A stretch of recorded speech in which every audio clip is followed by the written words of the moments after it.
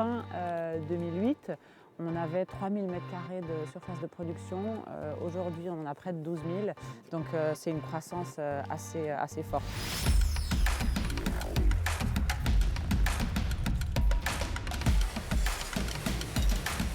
Cadre de travail assez idéal, les Dents du Midi, là, juste. Oui, c'est la carte postale suisse, alors comme on est 100% à l'exportation.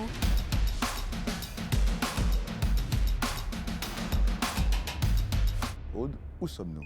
Alors ici, nous sommes à Aigle, dans nos halles de fabrication. C'est la 7e halle de fabrication qui existe depuis 1 an et demi. Et c'est une halle qui est entièrement dédiée à Ariane 6, le prochain lanceur européen. On a une croissance presque organique. Mais l'avantage d'être une entreprise familiale, c'est que la croissance, c'est une conséquence et c'est pas une fin en soi. Are you listening? Damn. APCO est une entreprise qui a été créée par ton père en 1992. Tu étais avocate. Qu'est-ce qui t'est passé par la tête de tout d'un coup te dire « je vais prendre la direction d'une entreprise de 400 personnes » ? Il y a le fait de se dire voilà, je peux apporter quelque chose qui est dans mon domaine de compétences. Et puis j'ai découvert un domaine d'activité non seulement technique, mais le cadre politique, les enjeux stratégiques, qu'on parle du spatial, qu'on parle de l'énergie, qu'on parle de l'industrie lourde dans le domaine naval. C'est des domaines passionnants. Et ce que j'ai appris, c'est la valeur ajoutée d'un regard neuf. Humblement, peut-être que j'ai vu certaines choses où j'ai pu constater des changements de tendance avant des fois des gens qui sont dans l'entreprise.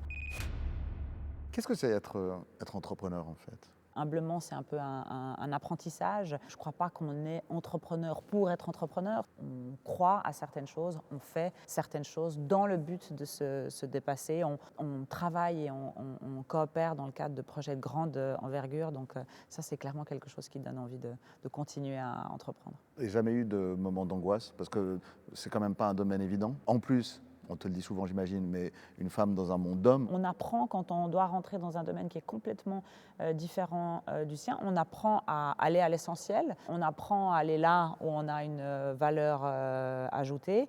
On apprend aussi à faire confiance. Je pense que le management aujourd'hui, il se fait au milieu des gens et pas au-dessus d'eux.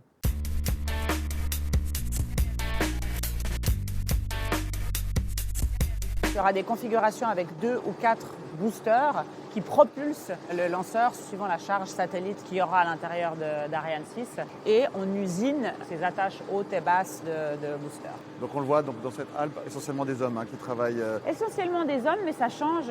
On a des femmes qui rejoignent aussi des métiers en atelier. C'est des femmes qui ont plutôt la trentaine au plus, donc je pense que c'est le résultat du changement des mentalités, du changement des habitudes et puis peut-être d'une moins grande appréhension des femmes à faire des métiers plus physiques et en atelier. Puis à part ça, donc ça ne dérange pas, on peut filmer tout ça, il n'y a pas de secret, je pensais que c'était beaucoup plus... Non.